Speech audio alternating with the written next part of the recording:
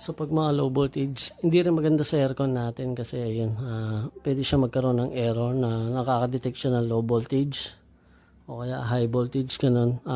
Nag-shutdown sila o may lumalabas na error. Pero base dito, 208, para sa akin, based on my experience, hindi ko lang alam sa mga ibang master natin kung okay sa kanila yun. Pero dapat nasa 220 to 230 yung pagitan ng kuryente natin mga dads.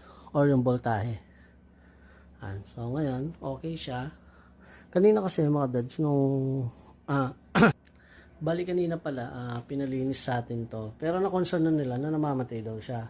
Si carrier kasi meron siyang ambient sensor na kapag hindi na siya nahanginan or sobrang dumi niya na, lalo na yung outdoor, nagsha-shutdown siya. Pero natanong kasi sabi niya, namamatay lang daw siya. Di kasi tulad ng mga ibang carrier na mayroon siyang bilog dito. Okay. Na yung mga basic. Ito kasi carrier aura. Kaya pag namatay siya dito, ayun. Ang ginagawa nila, pinubuksan nila sa remote.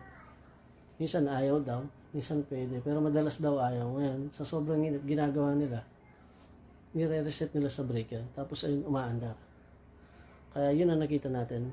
Nakita natin yung breaker niya, yung plug-in, hindi siya pumasok dun sa dalawang bar. So, bis na dito siya papasok sa gitna, pumasok siya dito sa gilid. Kaya nakita nyo mayroon siyang dot. So, yun mga dads. Sana may natutunan ka sa video to. Ito nga pala yung ginawa natin. Nilinis muna natin siya kanina. Tapos sabi ko observe after 4 hours.